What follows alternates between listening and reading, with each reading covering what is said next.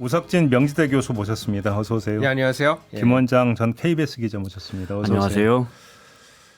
요즘 인사가 딱 그게 맞을 것 같아요. 밤새 안녕하셨습니다. 그렇습니다. 그렇지 않습니까? 네. 저는 사실은 화요일 날 네. MBC에서 100분 토론에서 녹화를 떴는데 8시 반부터 10시까지 사전 녹화를 하고 11시 반에 이제 방송될 예정이었어요. 그래서 10시에 끝나고 이제 집에 갔는데 제가 100번 토론할 때 약간 대통령도 비판을 많이 했거든요, 세게. 그래서 집에 간 10시 반인데 계엄령이 선포가 되고 11시가 되니까 이 비방하거나 뭐 이런 가짜뉴스 퍼뜨리는 사람들 처단한다 그래가지고 100번 토론 이제 방영이 되면은 이제 잡혀갈 수도 있겠다 이런 생각을 했는데 다행히 불방돼가지고 박종훈 기자 같이 했다고. 박종훈 기자랑 같이 했는데 네. 예. 녹화한 게 날아갔다 그러더라고요. 예, 나갔으면은 큰일 날 뻔했습니다, 진짜. 예. 어제 100분 토론은 이제 다른 구성으로 다른 구성으로 어제 하던데요. 예. 그럼 그건 이제 날아간 겁니까? 영영 방송 안 되는 겁니까? 참 큰 위기였습니다. 예. 다행인 거예요. 예. 예, 제가 그래서 그 100번 토론 이제 끝날 때쯤에 이제 뭐 클로징 멘트로 뭐 마지막 말씀 여쭤봐가지고 이 칠천량 해전에 원균 따라 나서는 조선 수군의 마음이다. 그래서 큰일 날 뻔했다 진짜 그런 생각이 좀 들었습니다. 예, 예. 아이고 알겠습니다. 이 비상계엄 선포 사태가 우리 경제에 미친 영향이 어떤지 지금부터 좀 정밀 진단을 해야 될 것 같은데 뭐 언론에서 뭐 일단 뭐 진단하는 게 증시에 미치는 영향, 환율에 미치는 영향, 대외 신인도에 미치는 영향 뭐 여러 가지 얘기하더라고요. 근데 우리 김원장 기자는 가장 우선해서 체크했던 게 어떤 거였습니까? 나라 경제가 좀 후져지는 거죠. 후져진다. 언론들이 선진국 언론들이 AP나 뭐 가디언지 이런 데는 이제 쇼킹하다 이렇게 제목을 뽑았는데 CNN은 그 밈이 돌아다닙니다. 보셨을 거예요. 그 국회 앞에서 라이브 중계할 때 그 특파원이 뭐 이런저런 이야기하면서 북한에서나 일어날 수 있는 일, it can be happened in North Korea라고 이야기하는 장면들 나오고 이런 것들이 이제 당장 오늘 우리 주가가 내리거나 우리 뭐 국가 신인도가 떨어지는 건 아니지만 우리는 수출을 하는 나라인데 물건을 팔아서 먹고 사는 나라인데 이런 제품 하나하나에 영향을 주겠지요. 우리가 생각해 보십시오. 우리랑 경제 규모가 비슷한 스페인이나 호주나 캐나다나 이탈리아 같은 데서 갑자기 총리가 계엄을 선포했다. 그런데 국회가 그걸 막았다. 뭐 이런 나면 뭔가 하나하나에도 영향을 미치겠죠. 이런 불확실성. 그다음에 경제는 교수님 계시지만 경제는 어떤 안 좋은 일이 탁 터지는 것보다 뭔가 불확실한 게 계속 가는 게 훨씬 안 좋습니다. 그렇죠. 네, 주가도 마찬가지고 안 좋은 일이 이게 뭔가 확정돼야 합니다. 그렇지 않으면 그 불확실한 기간 동안 소비자들은 지갑을 닫고 기업들은 투자를 하지 않습니다. 그렇죠. 네, 그렇죠. 이런 부분들이 이제 단기적으로는 영향을 미칠 것이고 장기적으로는 차장목 부총리가 각 국제기구하고 각국 나라에 서한을 보냈대요 어제.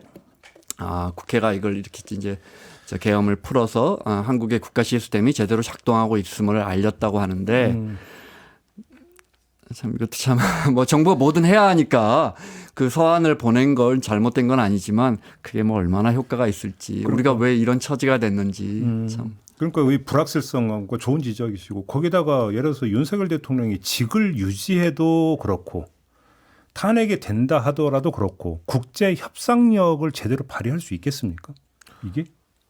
그러니까 기자님 뭐 아주 이제 중요한 말씀 해주셨는데 아마 오늘 뭐 어제 이렇게 미국의 백악관이나 국무부 주요 관계자들이 이제 하는 얘기를 보면은 동맹의 가치가 지금 훼손이 되고 있는 거 아니냐. 그러니까요. 그런 말씀이 나오고 그 얘기는 뭐 좋은 거는 뭐 아니지만은 뭐 쿠데타를 하더라도 제일 먼저 동맹에게 먼저 알려주고 특히 이번 같은 경우에는 계엄에 이제 군을 움직이는 거기 때문에 뭐 계엄을 하더라도 뭐 미리 미국에 알렸어야 되는데 그런 거 없이 혼자 결정했다.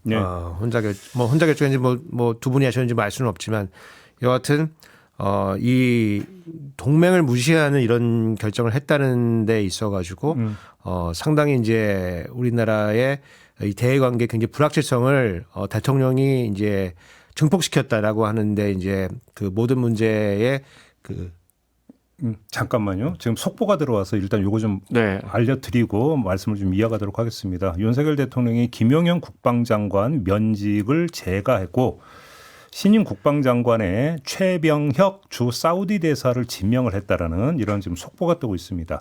신임 국방장관의 최병혁 주 사우디 대사를 지명을 했다고 하는데요. 사실 저 개인적으로는 생소한 분인데 저희 제작진 혹시 이 최병혁 그 지명자 또 프로필 이런 것들이 좀 검색이 되면 좀 바로 좀 띄워주시기 부탁드리겠습니다. 일단 이런 속보를 좀 먼저 전해드리고 우 교수님 말씀 좀 이어가시죠. 네, 그래서 그 우리나라의 뭐 코리아 디스카운트라고 표현을 하든 안정감이라고 표현을 하든 제일 중요한 게 이제 사실은 이 한반도의 안정성이고 그거는 미국과의 이제 동맹을 통해서 우리가 기본을 확보하는 건데 이제 네. 그것이 지켜지지 않았다라고 하는 이제 그런 데서 이제 우리나라의 모든 한국에 있는 모든 자산에 대한 이제 이 가치 평가에 있어가지고 굉장히 불리한 국면에 들어갔다는 게 이제 하나고 네. 두 번째는 아까 그 기자님 또 말씀해주신 그 뭔가 불확실성이 이제 증폭되고 있다. 시장은 뭘 싫어하는 거냐면은 설명되지 않는 그런 위험을 굉장히 싫어하거든요. 예. 왜냐하면 설명할 수가 있으면은 그거를 어느 식으로든지 간에 가치의 평가에 반영을 해가지고 예. 거래를 지속할 수가 있는데 예. 지금 이런 의사결정들이 설명이 되지가 않기 때문에 이해할 수 없으면은 이제 이게 큰 폭으로 진동할 수밖에 없는 그런 상황이거든요. 그래서 한국 경제가 굉장히 큰 불확실성에 노출되는 상황을 자초하게 됐다라는 점에서 이번 계엄은 진짜 표현이 뭐가 좋은지 모르겠는데 집이 모른다 진짜. 자기밖에 모른다. 지금 이걸로 인해서 이 한국의 많은 경제 주체들이 이제 그 뭐 정치적인 피해는 차치하고서라도 금전적으로 경제적으로 상당히 큰 피해를 입을 가능성이 생겼다. 이제 그렇게 보고 있습니다. 주한 교수님 말씀에 이어서 하자면 주한 미 대사가 우원식 의장과 통화했잖아요. 그 행간을 읽어보시면 주한 미 대사가 이런 큰 국가적인 사태가 발생하면 외교부 장관이라든지 청와대의 관련자와 통화를 해야 되는데 우원식 의장과 공개적으로 통화를 했다. 그렇죠. 예. 이 프로토콜에서 이제 이 통화를 밝혀도 됩니까? 이렇게 밝히십시오. 이렇게 한 거단 말이죠. 그거는 정부보다는 강한 메시지가 강한 들어가요. 메시지입니다. 근데 이제 문제는 이제 새 대통령이 1월 20일 날 미국에 취임을 하고 우리가 너무 잘 아는 것처럼 그 강성 정말 큰 칼을 차고 오는 대통령과 우리가 협상을 해야 하는데 그러니까요. 그쪽에서 우리를 협상 파트너로 뭐 현직 대통령이니까 탄핵되지 않는다면 당연히 협상 파트너긴 하지만 그 협상력 자체가 얼마나 많이 약화됐겠습니까? 네, 얼마나 큰 협상들이 지금 외교 안보는 저는 잘 모르겠고 경제만 해도 지금 우리가 받아야 할 돈, 내야 할 돈 뭐 너무나 많거든요. 여러 차례 설명드렸지만 정말 우리 기업들에게는 요만한 거 하나하나까지 네, 그 엄청 딜을 해야 하는데 기업들은 정말 필사적이거든요. 예를 들어 우리가 미국에 어디 뭐 텍사스에 무슨 반도체 파운드리를 짓고 있는데 거기에 우리 작업자들이 몇 명 들어가느냐 이런 것까지도 지금 대만 정부는 치열하게 다투고 있단 말이에요. 네, 그게 안 되면 공장 가동이 안 되니까. 그런데 이제 그런 부분에서는 그러니까요. 굉장히 약화될 것 같습니다. 지금 잠깐만요. 또 이 최병혁 국방장관 지명자 좀 프로필이 나오고 있는데요. 육군 대장 출신이라고 합니다. 육사 41기라고 하는데 2021년 대선 국면이었죠. 2021년 9월에 전진구 전 해병대 사령관과 함께 윤석열 대선 캠프에 합류를 한 바가 있다고 하고요. 그래서 윤석열 대통령이 취임한 후죠. 2023년 12월에 주 사우디 대사로 임명이 된 이런 인물이라고 합니다. 육군 대장 출신의 육사 41기다. 이런 프로필 내용 좀 전해드리고요. 네, 성향 41기면은 학번으로 치면 한 81학번 정도, 그 정도 되는 연배로 보여져요. 네. 알겠습니다. 이제 성향이라든지 또 이제 그 군내 인맥이라든지 이런 것들은 현재 세세한 내용을 지금 현재 알 수는 없는 거고요. 특히 이제 전임 김용현 장관과 또 어떤 관계가 있는? 요게 또 사실은 반드시 체크가 돼야 되는. 김용현 장관이 아마 육사 7기인가 8기인가 뭐 그럴 거예요. 그러니까요. 곧좀 되니까 그거보다 이제 후배고 우리 김병주 의원은 하고 비슷한 연배 아닐까 싶어요. 신원식 실장이 37기거든요. 예. 네. 아니 두 분은 경제 전문가인데 뭐 이런 것까지 다 알고 계세요? 응? 어제 제가 다른 프로 진행하면서 특전사령관 37기 특전사령관과 인터뷰를 했거든요. 이야, 예. 정말 네. 대단들 하십니다. 두 분 다. 예. 저는 또 이제 우리 그 애들 기준으로 보는 특수부대 출신으로 돼 있기 때문에 진짜요? 우리 애들 기준으로 어제 이제 좀 딴 이야기지만 어제 이제 그 전직 특전사령관분 모셔서 이야기를 듣는데 이제 본인 기준으로는 특전사들이 움직이는 그 동선을 봤을 때 오하이오를 맞추지 못하는 그 상당히 혼란스러웠을 것 같고 굉장히 뭔가 의도적으로 그 작전을 늦추는 것처럼 보였다 이런 야, 말씀하시더라고요. 네. 아니 제가 또 그 장교 출신이어가지고 저 전방에서 근무해가지고 네. 예 이런 것들에 관심 많은데 ROTC 출신이시죠? ROTC에 네, 맞아요. 예. 그래서 이 투입된 병력이 이제 70 제특임대들이 이제 들어왔는데 우리나라에서 가장 비싼 군인이거든요. 예, 훈련에서 돈이 가장 많이 들어가고 무기도 가장 좋은 것이고 네. 그 군인들이 스카라고 하는 총을 들고 왔습니다. 그 저기 누구야? 그 오사마 빈 라덴. 예. 그 제거할 때 그 미군들이 쓰던 그 총이었다면서요? 왜냐하면 특히 이제 그 스카라는 총은 이제 실내 근접전에 굉장히 유리한 총이거든요. 예, 그래서 그런 총을 들고 왔고 그다음에 야간 투시경 쓰고 왔지 않습니까? 야간 투시경이라는 게 이제 우리나라 군대 갔다 오신 분 다 아시는데 굉장히 비싼 장비이기 때문에 그게 뭐 이게 1구냐, 2구냐, 3구냐 뭐 이런 거에 따라 가지고 그게 그냥 1, 2천에서 비싼 건 5, 6천까지 가는데 비싼 장비는 우리가 안 씁니다. 보통 사기만 하고 모셔놓기만 하는데 다 대고 들어왔어요. 그 얘기는 그걸 작전에 쓰겠다는 얘기거든요. 네. 그 얘기는 국회에 전기를 끊고서 작전을 할 계획을 가지고 들어왔다. 이제 그렇게 보여지는 거고 저는 이제 이 불안정성이 이제 사실 시장에 이제 반영되기 시작하는데 가장 먼저 반영되는 게 우리나라에 이제 관련된 이제 소위 말하는 이제 CDS 신용 부도 스와프라고 하는 그런 파생 상품의 네. 프리미엄이 이제 뭐 급등 지금은 조금 잦아들었지만은 반영해서 급등했거든요. 그 얘기는 이게 이제 일종의 우리 금융상품이나 채권이나 거래할 때 이게 보험 같은 건데 보험의 프리미엄이 늘어났다는 얘기니까 그 시장에서 이제 평가해 봤을 때 한국의 이 계엄으로 인해 가지고 상당히 순간적으로 굉장히 큰 위험에 노출된 적이 있다. 예. 이제 그렇게 이제 첫 번째로 좀 봤습니다. 예. 단기적으로는 이런 것들을 봐야겠지만 아까 앞서 말씀드린 것처럼 이제 탄핵안이 이번 주에 어떻게 될지 모르겠지만 만약 탄핵안이 통과되지 않을 경우에는 아까 이 불확실성이 계속 가는 거고 거리에는 시민들이 쏟아져 나올 것이고 그렇죠. 경제는 이런 것들을 예를 들어 제가 어느 기업의 총수고 이거 투자를 결정해야 할 대표이사라면 이런 경우에 어떻게 하겠습니까? 최대한 보수적으로 운영을 할 것이고 이건 당연히 일자리에 영향을 미칠 것이고 경제에서 우리 남편의 우리 뭐 딸의 우리 와이프의 고용이 불안해진다. 또는 신규 고용 창출이 안 된다 할 때 소비자는 반드시 지갑을 닫습니다. 네, 그러니까 이게 순차적으로 그 시장에 가뜩이나 제가 지난주에 우리 내수가 얼마나 안 좋은지 통계청 소비 동향으로 10분기 연속해서 줄고 있는 매우 이례적인 상황이라고 자세히 설명을 드렸는데 거기에 이런 것들이 더해지면서 우리 눈에 보이지 않는 또 통계로 발표되지 않은 그런 부분들이 굉장히 클 겁니다. 그러니까 지금 조금만 더 이어가면 뭐 윤석열 대통령을 떠나서 최상목 경제부총리 경제사령탑이잖아요. 네. 근데 최상목 부총리만 하더라도 지금 그 비상계엄 심의 과정에 지금 참여를 한 국무위원 가운데 한 명으로 지금 지목이 되고 있고 그때 참여했던 국무위원들의 내란 방조 내지 내란 동조 혐의 이 이야기가 나오고 있는 상태인데 여기서 그러니까 자기 코가 석자가 돼버린 상황이고 설령 뭐 사퇴를 하든 뭐가 되든지 물러나면 또 공백 상태가 발생하는 거고 이래대 문제고 저래도 문제고 경제 사령탑 자체도 지금 사실상 거의 준마비 상태로 들어가는 거 아닙니까? 이렇게 돼버리면 가장 중요한 시기에 확인되지 않은 이런 찌라시라고 하는 정보지 보면 최상목 부총리나 몇몇 장관들은 강력하게 반대를 했다. 경제가 많이 영향 크게 무너질 것이다. 이런 식으로 대통령을 만류했다고는 나오고 있는데 확인된 건 아닙니다. 그러니까요. 네. 그러니까 저는 이번 이제 사태는 사실은 우리나라의 그 리더십이라고 하는 게 얼마나 이 무기력한가, 그리고 무능력한가를 보여주고 있는 그런 사태라고 보여지는데, 이 그 진행 과정이 국무위원들이 모였을 때, 네. 최상목 부총리 거기 들어가 있다고 하니까, 불법적인 거는 지역 공무원들은 본능적으로 압니다. 예.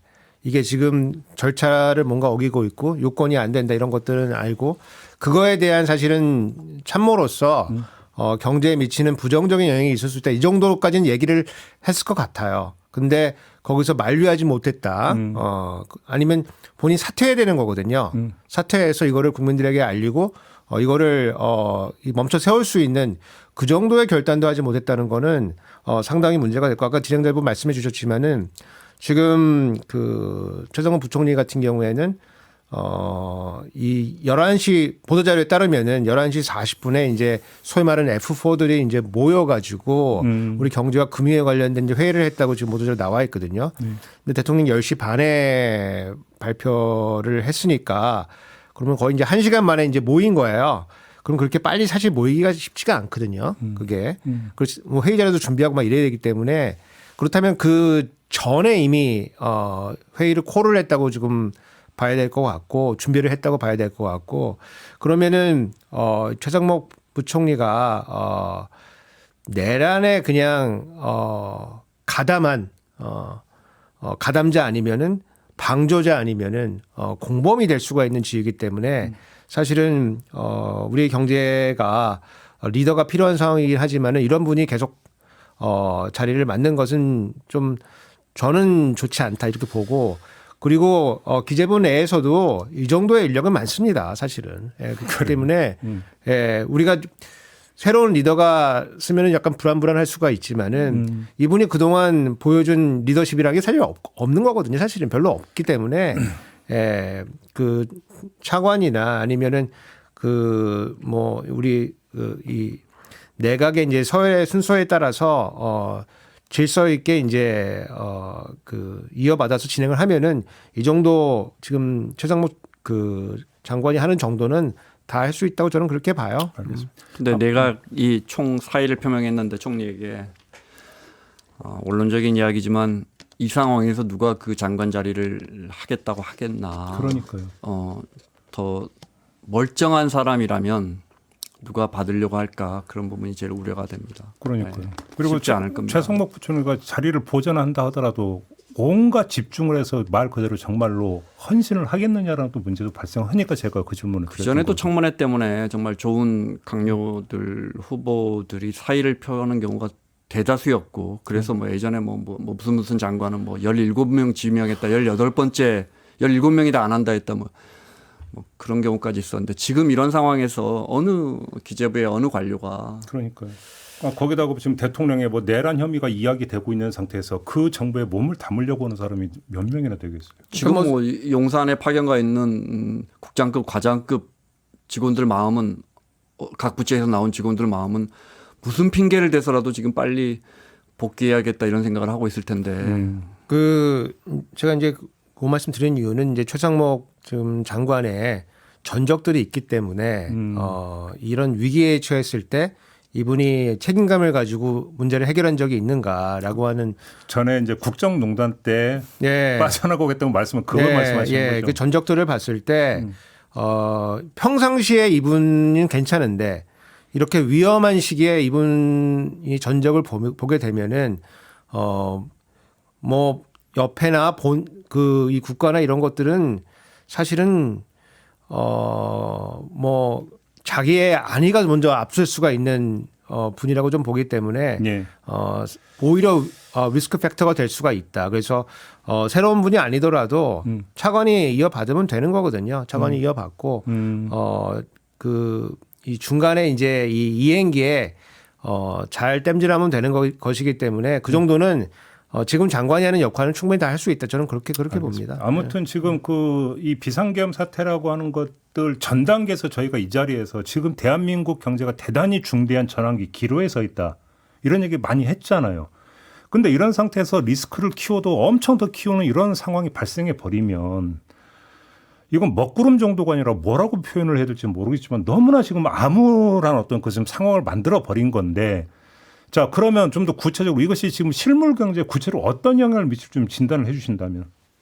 우리가 이제 트럼프 2기 때 수출 전선에서 먹구름이 끼거나 정말 먹구름이라고 표현하기에는 어떤 상황이 벌어질지 모르기 때문에 그러니까요. 이 태풍에 도대체 얼마나 많은 비가 숨어 있을지 모르기 때문에 네. 그런 상황에서 이런 일이 터졌는데 어제 나온 거 보면 저희가 그때 설명을 드렸나요? IMF가 우리 성장률 전망 낮춘 거 어제 이제 OECD 내년 성장률 전망이 나왔는데 조금 낮췄습니다. 조금 낮춰서 2.2인데 2.1로인가 낮췄을 겁니다. 그런데 이제 그러면 뭐 2% 이상이니까 그런 대로 선방이다 이렇게 볼 수도 있지만 자세히 들여다보면요. 이게 이제 9월에 내놓고 이제 넉 달 만에 다시 전망치를 내년 전망치를 OECD가 내놓은 건데 자세히 보면 미국, 일본, 캐나다, 호주 전부 다 내년 성장률을 상향했습니다. 성장률 전망치를. 심지어 중국도 4.7에서 4.8로 올렸습니다. 그래요? 근데 이게 지금 미국 대선 이후에 OECD가 다시 내년 경제 전망을 들여다본 거잖아요.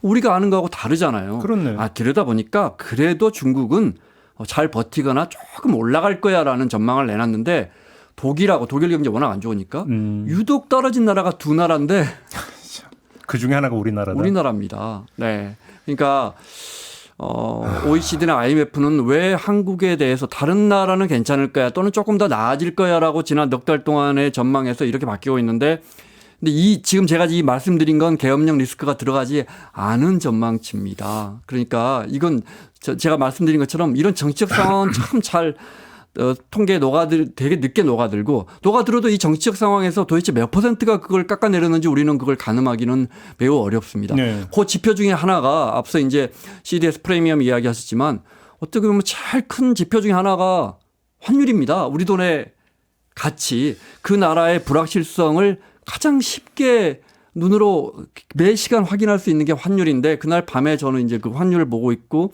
동기들끼리 카톡방에서 1,500 무너지겠다 뭐 이런 말까지 했는데 1,450원 정도까지 가다가 다시 1,415원 정도로 내려왔지만 1,400원 트럼프 집권 이후에 1,400원대가 이제 굳어지는 그런 분위기고 환율이 높다. 그러니까 워낙 우리 돈의 가치가 떨어진다는 건 크게는 두 가지밖에 의미하지 않습니다. 우리가 수출을 못하겠구나 또는 외국인들이 투자를 덜 하겠구나 한국에 이 두 가지밖에 의미하지 않습니다. 네. 그 환율 지표만 봐도 우리 경제가 지금 어떤 상황으로 가고 있나 그냥 이렇게 드러납니다. 네. 예. 정부가 환율 이야기 하나만 더 부연 설명하자면 정부가 자꾸 시장 개입하면서 외환 보유고도 조금씩 줄어요. 우린 이제 순대외 채권국이라 그러니까 해외에 빌려준 돈, 투자한 돈이 우리 외국인들이 우리한테 빌려준 돈보다 더 많기 때문에 근본적으로 과거에 비하면 펀더멘털이 매우 강하지만 한 4,150억 달러 정도 있던 한 4,300달러 정도 작년에 있었던 것 같은데 지금 어제 제가 일부러 찾아보니까 4,150 정도 150억 달러니까 뭐 돈으로 따지면 20조. 우리 정부한테 큰 돈은 아니고 외환보유고가 얼마나 적정선인가는 우리가 알 수 없습니다. 외환보유고라는 걸 우리가 이게 국간에 쌓아놓으려면 그것 자체가 이제 우리가 돈을 조달해서 쌓아놔야 되니까 비용이 들거든요. 그래서 그 이자 비용만 1년에 뭐 몇 조 원이 나가는데 그렇지만 BIS 비율로 보면 우리가 그거 턱없이 부족하다면서요. IMF 비율로 보면은 적정선인데 근데 이게 자꾸 줄어드는 것도 이것도 좀 신경이 쓰입니다. 외환 보유고 하면 자꾸 IMF 생각이 나가지고. 네. 그때 우리 경제하고 비교할 수는 없지만 이런 부분도 좀 지켜봐야 할 것 같습니다. 그 외환 그 관련해 가지고 우리가 갖고 있는 게 사실은 한국은행의 외환 보유고하고 그다음에 기재부가 들고 있는 이제 외평기금. 그래서 단기적으로 외평기금 써가지고 많이 방어하고 필요하면 이제 하는 돈도 이제 동원을 하는데 지금 외평기금 기준으로 말씀드려 보면은 우리가 보통 아주 완전히 공개되어 있지는 않아요. 이게 보안사항 같은 거기 때문에 다 공개되어 있지는 않지만 대충 한 250조 내외를 가지고 있다가 이제 내년이 되면 이게 140조로 내려옵니다. 네. 그래서 상당히 가용성이 좀 떨어져 있고 하는 이제 외환 보유고는 우리 뭐 원화로 바꾸면 400조에서 450조 그 사이에 돈이 있는 건데 이게 이제 그 보유고로 따져보면 세계적으로 보면은 한 9위권에서 8위권, 10위권 이렇게 왔다 갔다 하는 거예요. 그래서 우리 사이즈보다는 사실 필요한 것보다는 조금 더 쌓아놓고 있는 건 사실이에요. 왜냐하면 우리가 1997년도에 그 IMF 위기를 외환 위기로 겪었기 때문에 우리 정부가 사실은 두 번 다시 이런 거를 겪으면 안 되기 때문에 적정보다는 조금 더 많이 쌓여있는 상태인데 그러면 충분하냐 그러면은 우리가 이제 한 에피소드가 생길 때마다 이제 환율을 방어하기 쓰면은 뭐 적게는 뭐 수십조에서 많으면 거의 한 7, 8조까지 그냥 금세 털려 먹거든요. 그렇기 때문에 400조가 있다는 거는 우리 원래 대외 그 개방도를 고려했을 때 충분하다고 보기엔 조금 부족한 수준이다. 이제 이렇게 보여지고 저는 이제 제일 안타깝게 보는 건 뭐냐면은 윤석열 정부가 올해 들어서 제일 중요하게 생각했던 거는 코리아 디스카운트거든요. 밸류업. 이거 한다고 엄청 난리 쳤습니다. 이거 한다고. 그래서 공매도도 그것도 이제 금지시키고 금투세도 들어오는 거 하면 안 된다고 그러고 뭐 난리를 쳤는데 이 밸류업을 해오던 1년짜리 사업을 대통령이 와서 깡통으로 발로 걷어찼다. 그래서 이걸 보게 되면은 도대체 대통령이 원하는 게 뭐냐. 뭐 때문에 뭘 이걸 하고 있는 거냐라고 알 수 없다는 게 굉장히 큰 문제고 네. 이게 예산에도 반영이 되는데 예산 사업을 보면은 저희가 비판도 하고 뭐 돈도 더 넣고 빼고 이런 걸 해야 되는데 이게 여야가 협상이 안 되는 이유가 뭐냐면은 도대체 대통령이 원하는 게 뭐냐. 이게 없기 때문에 주고받는 협상이 지금 안 되는 거거든요. 그래서 대통령의 이런 결정을 우리가 합리적으로 이해하기 좀 어렵고 이제 이런 불확실성이 이제 확정이 되면은 제일 먼저 피해를 입을 사람들은 이제 우리는 자영업자들입니다. 네. 예, 자영업자들. 그래서 저희 이제 경제학에서는 어떤 이론이 있냐면은 이 소비자들이 예비적 동기로 저축을 한다 이런 개념이 있습니다. 그래서 예비적 동기에 저축이라는 개념이 있는데 이 불확실해지면은 필요한 것보다 더 많이 저축을 하기 시작합니다. 그래서 소비자들도 지금 이 상황이 어떻게 진행될지 진행될지 잘 알 수가 없으면은 자기 일자리가 어떻게 될 건지, 자기 투자가 어떻게 될 건지, 자기 집값이 어떻게 될 건지 확정이 되지 않기 때문에 저축을 더 많이 하게 되고 저축을 더 많이 한다는 얘기는 소비 여력이 지금도 굉장히 안 좋은데 더 안 좋아진다. 같은 소득이라도 더 소비를 더 줄이게 되는 그런 상황이 올 거기 때문에 상당히 지금 침체로 들어갈 가능성이 높고 여기에 이제 보완해 줄 게 사실은 재정 정책이 들어와야 되는 거거든요. 네. 근데 이 재정 정책을 이제 이 재정 당국이 상당히 이 보수적인 시각을 갖고 있는 사람들이 지금 많기 때문에 여기에 대응이 좀 굉장히 좀 어려운 상황이다. 지금 이렇게 보고 있습니다. 내년도 예산안이 이제 벌써 원래는 원래는 12월 2일까지 안 되면 이제 자동으로 부의하게끔 원래 우리가 예전에 법은 그렇게 고쳐놨고 내년도 예산안이 지금 뭐 이번 주에 이런 정치적 파국 속에서 예산안 이야기를 하긴 그렇지만 사실 12월에 국회가 해야 할 가장 중요한 일은 내년도 예산안을 확정하는 건데 원래 예상 거의 일정대로면 10일에 지금 처리를 해야 되는 거였죠. 일정표대로라면. 네네네. 원래 그 전에는 12월 2일이죠. 자동으로 부의되게 돼 있죠. 자동 부의는 네. 이제 법정 시한이 2일이었고. 네네. 그런데 이제 지금 교수님 말씀하신 것처럼 대통령의 어제 이제 개헌 포고의 이유 중에 하나도 국회 예산안에 이 여야 합의가 이 물 건너간 것 부분에서 그 이제 뭐 반국가 세력이라는 표현이 나왔었는데 그 중에 하나가 이제 특활비나 특병비, 특정 업무 경비 이런 부분들에 대해서 이제 합의가 안 된 부분들, 특히 이제 그걸 공개하겠다고 했던 뭐 감사원 이런 데는 다 예결특위가 다 통과를 시켜줬고 법사위였죠. 그리고 나머지 이제 대통령실, 경찰, 검찰만 남아서 특활비하고 특경비가 이제 전액 삭감이 됐는데 이런 부분들 국민들이 얼마나 납득할 수 있을지 제가 이렇게 살짝 봤는데 보수 언론도 여기에 대해서 절대 우호적이지 않거든요. 지금 같은 경우에 그 돈을 얼마나 썼는지 뭐 누구랑 썼는지 어떻게 썼는지에 대해서 밝히지 않고 깜깜이 예산으로 이렇게 그러니까요. 이거 한다는 것 자체를 그리고 나서 이제 증액 심사를 하지 않고 민주당에서 이제 단독으로 처리하겠다 했는데 과연 그게 진짜 받아들여질지 모르겠습니다. 근데 여기다가 하나만 더 지금 만약에 이런 상황에서 정치권 일각에서 우려 섞인 전망으로 내놓는 게 뭐 예를 들어서 뭐 국지전이라든지 예를 들어서 안보 리스크가 만약에 갑자기 튀어나온다 이러면 그때는 어떻게 되는 겁니까? 뭐 무슨 얘기예요? 아, 그런 일이 있으면 안 되겠고, 다만 이제, 우리 대한민국이 사실은, 뭐 이런 종류의 위험은 처음 겪지만은 사실은 상당히 많은 위험들을 극복해온 국가이기 때문에, 그러면은 그때는 또 우리가 이제, 여러 가지 의사 결정 과정을 거쳐가지고 현명하게 대처할 수 있을 거라고 생각되는데, 다시 그 예산 얘기로 돌아가서 제가 그 대통령 그 계엄 담화문 발표하는 걸 보게 되면은 처음에는 약간 좀 이해할 만한 얘기로 시작해서 뒤로 가면은 이렇게 점점 강도가 세지면서 마치 제가 어떤 느낌 받았냐면은 그 연애할 때 연애 편지 밤에 쓰기 시작하면은 처음에 널 만나서 너무 뭐 좋았어 이렇게 하다가 뒤에 보면 사랑해 하고 막 이제 막 이렇게 막 점점 강해지는데 자기 감정에 몰입돼가지고 이게 보면은 아침에는 후회하잖아요. 예, 보면은 어떤 표현이 나오냐면 예산은 탄핵이라는 표현이 나옵니다. 근데 그런 표현은 들어본 적이 없거든요. 예. 그래서 이 삭감한 이를 낸 것을 가지고 상당히 지금 대통령 그러니까요. 측에서 네. 굉장히 아파했다. 네. 왜냐하면 아까 자동부의 말씀해 주셨지만은 이 국회에 안이 없으면은 정부안이 자동 부의된다는 얘기거든요. 그렇죠. 그러면은 그거를 막기 위해서 민주당에서 뭔가 예산 선수가 머리를 한번 썼다.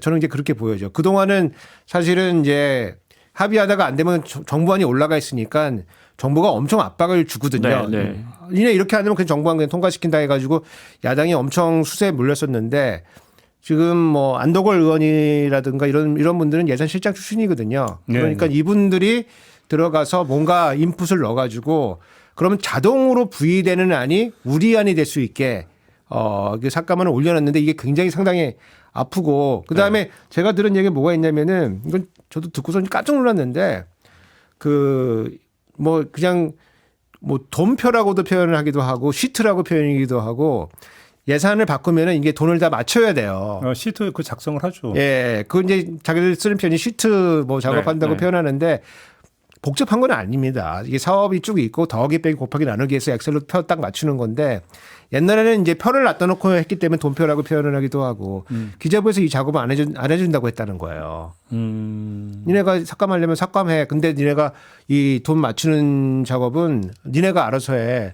근데 이제 그 지금 민주당 안에 요거 작업할 수 있는 분이 몇 분 계셔가지고 요 작업을 해 삭감을 올렸다든지 이렇게 표현하거든요. 근데 공무원들이 이래도 되는 겁니까 진짜? 공무원들이 기재부 생각은 이제 원래 이제 감액 먼저 하고 증액 심사하는데 증액을 안 하고 있기 때문에 지역구 254명 국회의원들 입장에서는 사실 지금 속으로는 마음이 많이 탑니다. 지역구 예산 이거 올리는 건 정말 1년 중에 굉장히 여야를 떠나서 아마 기재부 공무원들은 증액 안 하고 버틸 수 있겠어라는 생각을 했을 것 같아요. 민주당에서. 근데 이건 진짜 우리가 지켜봐야 할 부분입니다. 네. 민주당이 진짜 제가 사실 방송 들어오기 전에도 그래서 교수님께 한번 여쭤봤어요. 네. 진짜로 처리가 될까요? 아니면 결국은 특활비나 특경이 좀 인정을 해주고 여야가 결국 지역 예산을 반영할 것인가. 그동안에 뭐 소소이나 해가지고 밀실로 해서 쪽지 예산이다 카톡 예산이라 해서 이제 정말 어이없는 예산들이 여야 할 것 없이 엄청나게 그 시간에 이제 다 이렇게 붙어나요. 그걸 위해서 또 감액을 하잖아요. 이번에 네. 4조 원 정도 감액했는데 정확히 또 증액도 그 정도 선에서 증액을 하거든요. 근데 지금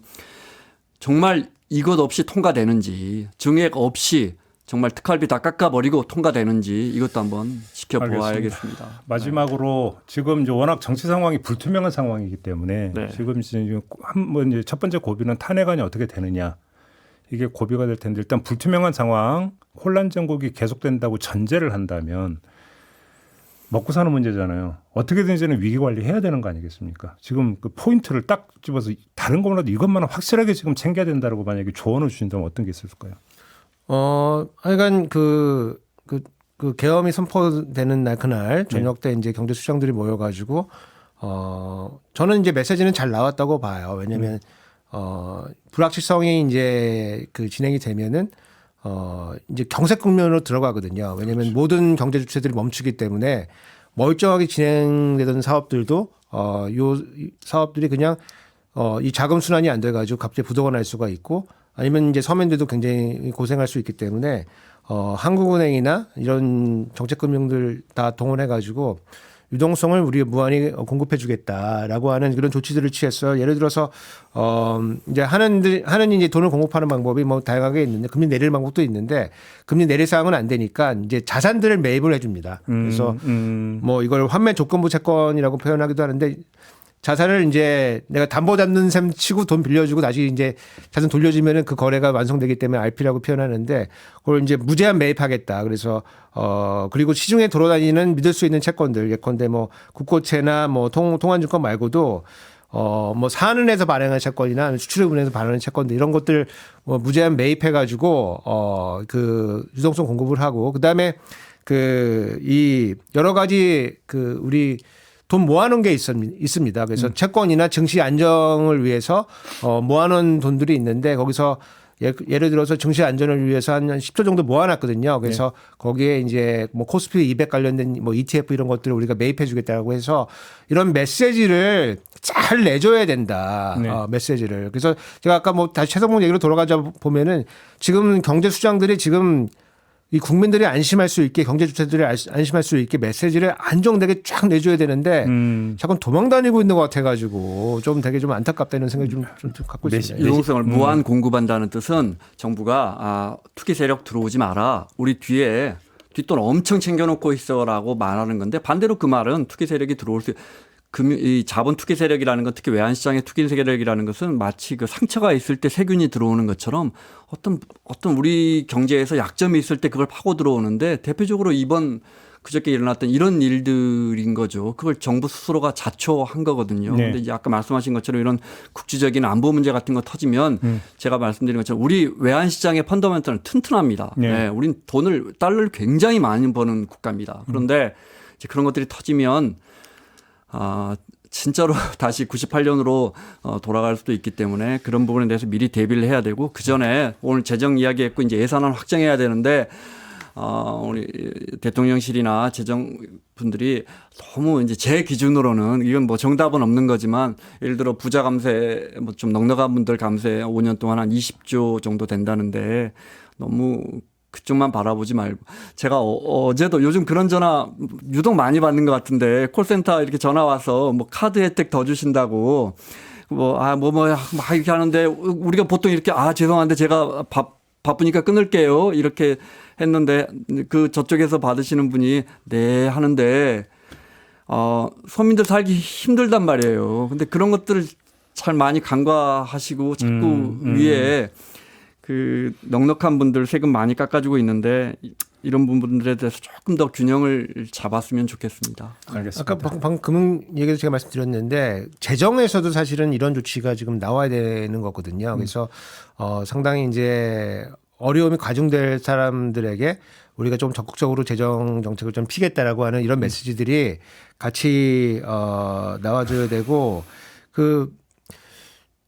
가끔 뭐 계속 드는 생각이 뭐냐면은 대통령에게 뭐가 가장 아팠을까 지금 왜냐면 바둑에다 보면은 지금 반발할 때 왜 반발하는지를 알려고 하면 그 전에 어떤 수가 놓아졌는지를 봐야지 지금 왜 반발하는지 알 수가 있는 거거든요. 그래서 대통령에게 이렇게까지 비이성적인 조치를 할 정도로 아팠던 게 뭐냐고 따져보면은 아무래도 대통령실이나 아까 그래서 뭐 검찰이나 경찰이나 이런 자기 수족에 해당되는 것에 특활비가 삭감된 게 굉장히 아팠을 것 같다.